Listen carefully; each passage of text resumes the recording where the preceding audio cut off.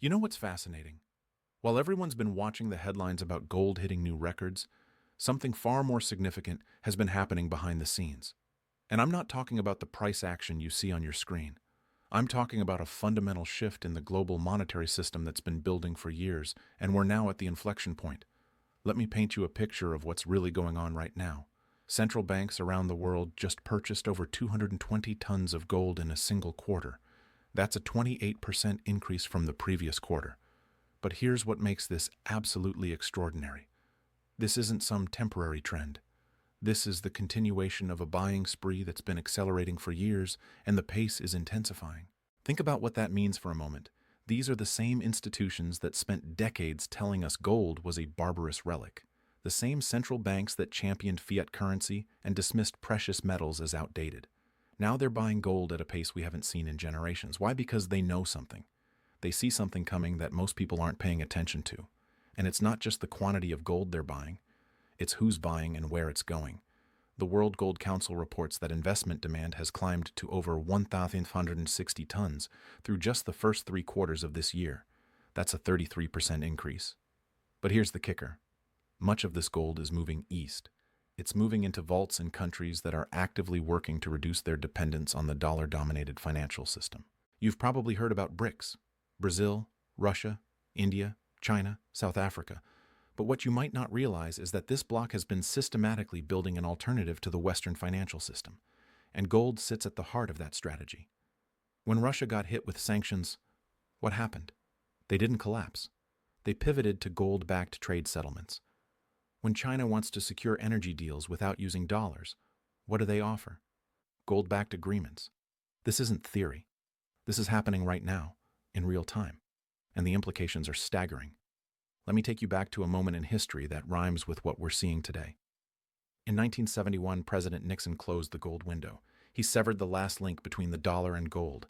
At that moment, gold was trading at $35 an ounce. Within a decade, it had surged to over $800. That's not a typo. From $35 to $800 in less than 10 years. But here's what most people miss about that period.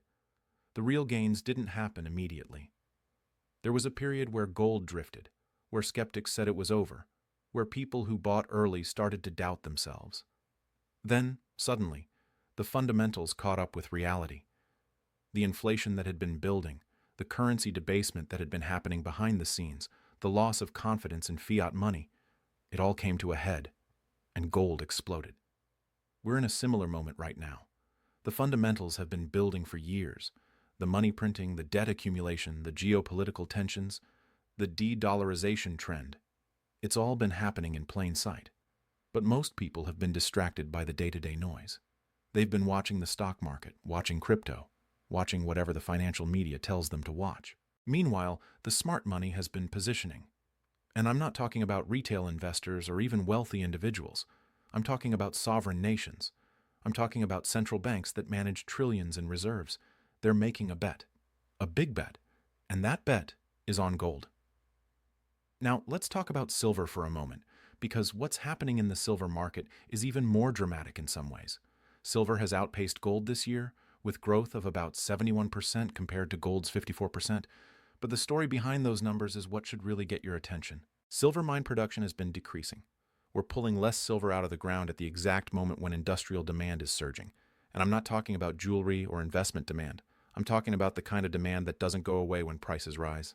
Solar panels, electric vehicles, 5G infrastructure, medical devices. These industries need silver. They can't function without it, and they're consuming it at an accelerating rate. Here's where it gets interesting.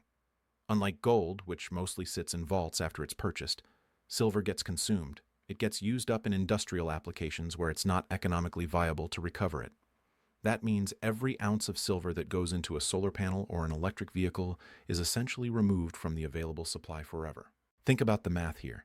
Decreasing mine production, increasing industrial consumption, growing investment demand, and a market that's a fraction of the size of gold. What happens when you have that combination? You get a supply squeeze, and we're starting to see the early signs of it. I've been studying the silver market for years, and I've never seen a setup quite like this. The fundamentals are screaming, the technical picture is breaking out, and the institutional interest is building. But here's what really tells me something big is coming. The commercial traders, the big banks that trade silver futures, they're positioned differently than they've been in years. They're not fighting this rally like they usually do. They're letting it run. That tells me they see something bigger coming. Let me share something with you that most people don't understand about the precious metals market. There's a massive difference between paper gold and physical gold.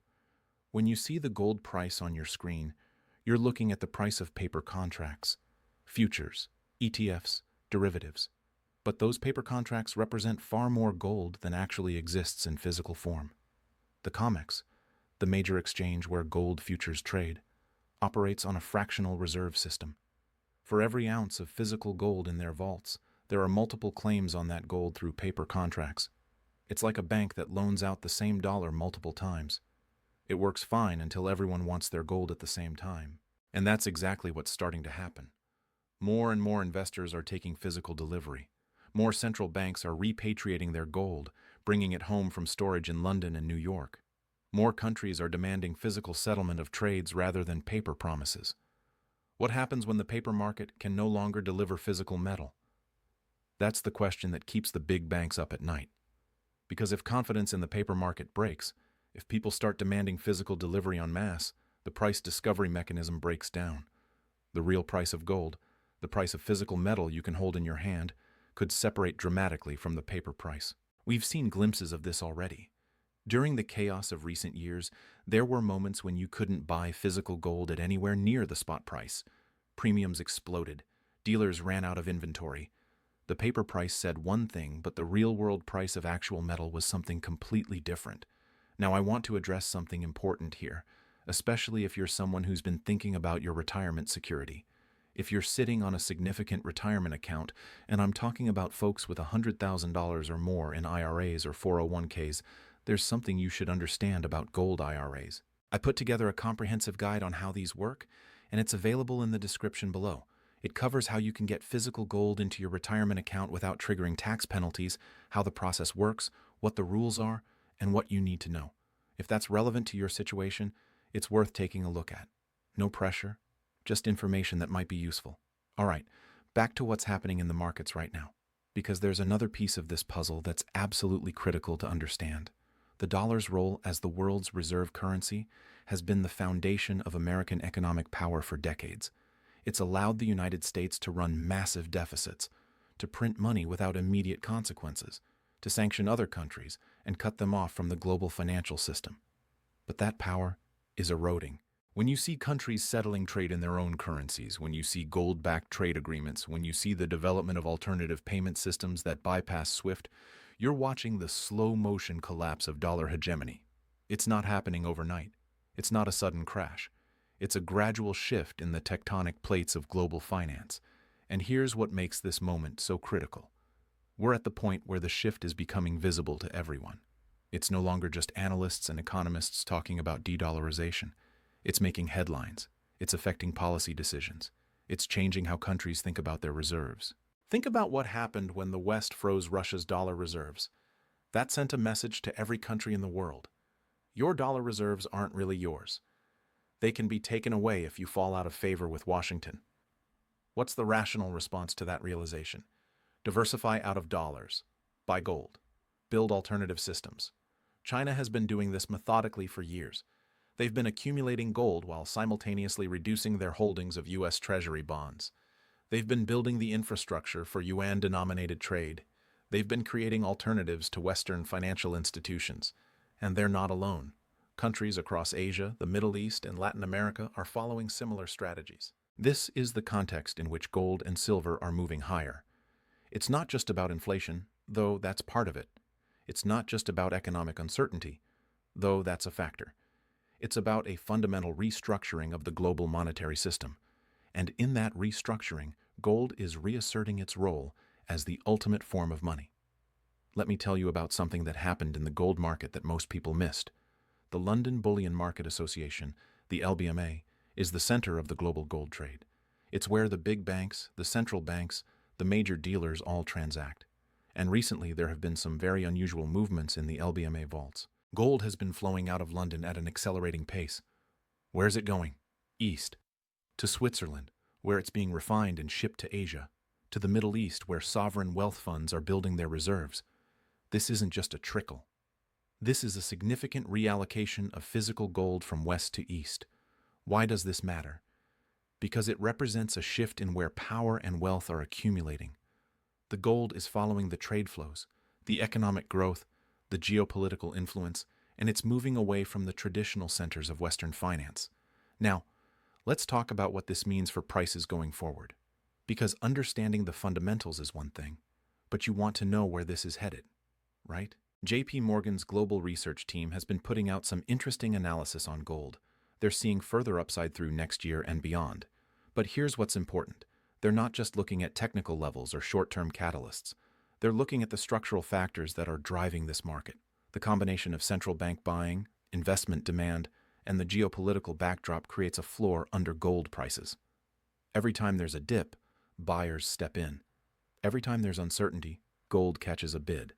And as more investors wake up to what's happening, as more institutions position for a world where the dollar isn't the undisputed king, that buying pressure intensifies. Silver, meanwhile, has its own dynamics. The industrial demand story is only getting stronger. The green energy transition, the electrification of transportation, the build-out of 5G and eventually 6G networks, all of this requires silver, and we're not producing enough to meet that demand. There's a concept in markets called inelastic demand. It means that even when prices rise, the demand doesn't decrease because people need the product, regardless of cost. That's increasingly what we're seeing with silver in industrial applications. A solar panel manufacturer can't just decide not to use silver because the price went up. They need it. They'll pay what they have to pay. Combine that inelastic industrial demand with growing investment demand, and you have a recipe for a sustained bull market. But it's not going to be a straight line up. There will be volatility. There will be pullbacks. There will be moments when it feels like the rally is over. That's when the weak hands get shaken out, and the smart money accumulates more. I want to take you back to another historical parallel, because history doesn't repeat, but it often rhymes. In 2008, during the financial crisis, gold initially sold off along with everything else. People needed cash, so they sold what they could sell. Gold dropped from around $1,000 to below $700. But then something interesting happened. As the full scope of the crisis became clear, as governments started printing money on an unprecedented scale, as the Fed launched quantitative easing, gold began a rally that would take it to over $1,900 by 2011. The people who bought during the panic, who understood that the crisis response would be inflationary, who saw that the monetary system was being fundamentally altered, those people made fortunes. We're in a similar moment now, but the stakes are even higher. The amount of money that's been printed, the level of debt that's been accumulated, the geopolitical tensions that are building, it all dwarfs what we saw back then. And the response from central banks and governments is going to be more of the same. More printing, more debt, more debasement of fiat currencies. In that environment, what do you want to own? Assets that can be printed at will, or assets that have a fixed supply? Currencies that are being deliberately devalued, or money that's been recognized as a store of value for thousands of years? The answer seems obvious when you frame it that way, but most people won't see it until it's too late. They'll wait until gold is at $3,000 or $4,000 or higher before they start paying attention. They'll wait until silver has doubled or tripled from here before they realize what's happening. And by then, the easy gains will be gone. Here's something else that's happening that you need to understand. The mining sector has been underinvested for years. It takes a long time to bring a new mine into production. We're talking 5 to 10 years from discovery to first production. And during the period when gold and silver prices were suppressed, when the bear market was grinding on, mining companies weren't investing in new projects. What does that mean? It means that even as demand is surging, the supply response is going to be slow. We can't just flip a switch and produce more gold and silver. The mines that are going to be producing 5 years from now are the ones that should have been started years ago. And many of them weren't. This supply constraint is going to become more apparent as prices rise. And it's going to put additional upward pressure on prices, creating a feedback loop. Higher prices lead to more investment demand, which leads to tighter supply, which leads to even higher prices. Now, I want to talk about something that doesn't get discussed enough: the role of ETFs in the precious metals market. Gold and silver ETFs have made it easy for investors to get exposure to precious metals without dealing with physical storage. That's been a positive in terms of bringing more capital into the market. But there's a flip side. ETFs can also be a source of volatility. When investors panic and sell their ETF shares, the fund has to sell gold to meet redemptions. That can create downward pressure on prices that has nothing to do with the underlying fundamentals. However, what we're seeing now is different. ETF holdings have been growing, not shrinking. Money is flowing into precious metals ETFs at an accelerating pace. That tells you that institutional investors, the big money managers who control trillions in assets, are increasing their allocation to gold and silver. And here's the thing about institutional money. It moves slowly, but once it starts moving, it's like turning an aircraft carrier.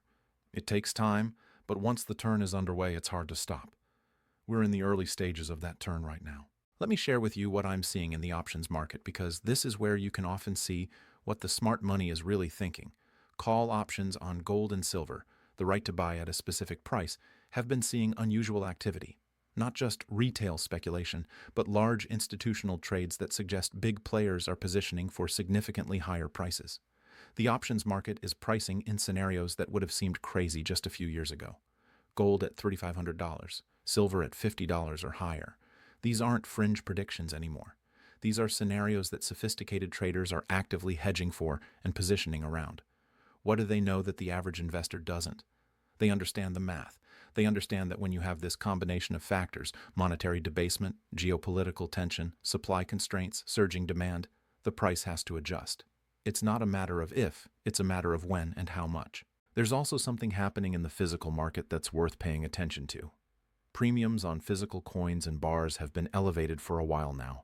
That means people are willing to pay significantly more than the spot price to get their hands on actual metal. That's a sign of tight supply and strong demand at the retail level. But it's not just retail. Wealthy individuals, family offices, hedge funds, they're all increasing their physical holdings. They're buying gold bars and storing them in private vaults. They're taking delivery of silver and holding it outside the banking system. This is smart money making a very clear statement about what they think is coming. Now, let's talk about what could accelerate this trend even further. Because while the fundamentals are strong, there are potential catalysts that could light a fire under precious metals prices. A major geopolitical event, a conflict in the Middle East, a crisis in the Taiwan Strait, a breakdown in U.S.-China relations, any of these could trigger a flight to safety that sends gold soaring. A currency crisis in a major economy could spark contagion and drive investors into hard assets. A default or restructuring of sovereign debt could shake confidence in the entire fiat system. These aren't far-fetched scenarios. These are real risks that are being actively discussed by policymakers and analysts, and the probability of at least one of them occurring is higher than most people realize. But here's what's important to understand. You don't need a crisis for gold and silver to move higher. The structural factors we've been discussing are enough on their own. A crisis would just accelerate the timeline. Think about it this way. If you're a central bank or a sovereign wealth fund, and you're looking at the global landscape, what are you thinking? You're thinking about how to preserve wealth across generations. You're thinking about how to maintain purchasing power in a world of currency debasement. You're thinking about how to have assets that will hold value regardless of what happens to any particular fiat currency. And when you think about it that way, gold becomes not just an investment, but a form of insurance. It's insurance against monetary chaos, insurance against geopolitical upheaval, insurance against the unknown unknowns that could reshape the global economy. Silver plays a similar role, but with the added dimension of industrial demand. It's both a monetary metal and an industrial commodity. That dual nature gives it unique characteristics in a portfolio. When the economy is strong, industrial demand supports the price. When there's uncertainty, monetary demand kicks in. It's a win-win in many scenarios. Let me tell you about a conversation I had with a mining executive recently. He told me something that really stuck with me. He said, "We're not in the business of predicting prices. We're in the business of extracting metal from the ground. But I can tell you this, the cost of production keeps going up, and we're running out of easy deposits to mine. The gold and silver that's left in the ground is harder to get, more expensive to extract, and in more politically risky jurisdictions." What does that mean for prices? It means that the floor under gold and silver prices is rising. Even if demand were to moderate, which it's not, the supply-side dynamics would support higher prices. Miners need higher prices to justify developing new projects, and without new projects, supply will continue to tighten. This is the kind of fundamental backdrop that creates multi-year bull markets. It's not about trading the next 5% move. It's about positioning for a structural shift that could play out over years or even decades. Now, I want to address something that skeptics often bring up. They say, gold doesn't pay a dividend. It doesn't generate cash flow. Why would I own it instead of stocks or bonds? It's a fair question, and here's the answer. Gold is not an investment in the traditional sense. It's not supposed to generate income. It's supposed to preserve wealth. It's supposed to maintain purchasing power over time. And when you look at it through that lens, gold has done its job remarkably well over thousands of years. Think about what's happened to the purchasing power of fiat currencies over time. The dollar has lost over 95% of its value since the Federal Reserve was created. Every major fiat currency in history has eventually gone to zero. But gold? Gold has maintained its purchasing power. An ounce of gold today buys roughly the same amount of goods and services that it did a century ago, or even 1,000 years ago. That's the role of gold in a portfolio. It's the anchor. It's the asset that doesn't go to zero.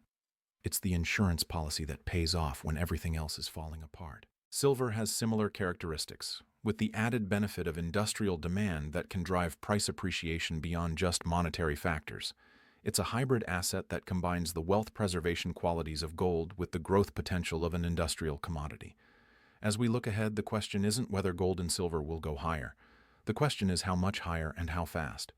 The fundamentals suggest significant upside. The technical picture is breaking out.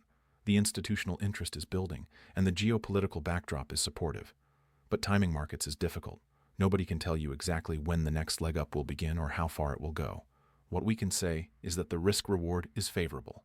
The downside is limited by strong physical demand and rising production costs. The upside is substantial, given the structural factors in play. This is the moment that stackers, people who've been accumulating physical gold and silver, have been waiting for. Not because they're trying to get rich quick, but because they understand that we're at an inflection point in monetary history. They understand that the decisions being made by central banks and governments today will have consequences that play out over years and decades, and they've positioned themselves accordingly. They've been buying when prices were lower. They've been accumulating when others were skeptical. They've been patient, understanding that fundamental value eventually gets recognized by the market. Now, that patience is being rewarded. The market is starting to wake up to what's been obvious to precious metals investors for years. The money printing has consequences. The debt accumulation has consequences. The geopolitical tensions have consequences. And those consequences are bullish for gold and silver. So, where do we go from here? The path forward is likely to be volatile. There will be ups and downs. There will be moments of doubt. But the underlying trend is clear. We're in a bull market for precious metals that's being driven by forces much larger than any individual trader or even any single country. This is about the evolution of the global monetary system. This is about the rebalancing of economic power. This is about the recognition that hard assets have value in a world of infinite fiat currency creation. And if you understand that, if you see what's happening beneath the surface, then you understand why this moment is so significant. This isn't just another rally in gold and silver. This is the beginning of a repricing of monetary metals for a new era, an era where the dollar's dominance is challenged, where alternative systems emerge, where gold reasserts its ancient role as the ultimate form of money. The stackers who've been accumulating for years, who've endured the skepticism and the bear markets and the doubts, they're not celebrating yet. They know this is just the beginning. They know that the real moves are still ahead. They know that when the mainstream finally catches on, when the institutions fully commit, when the geopolitical situation deteriorates further, that's when gold and silver will truly shine. This is the moment.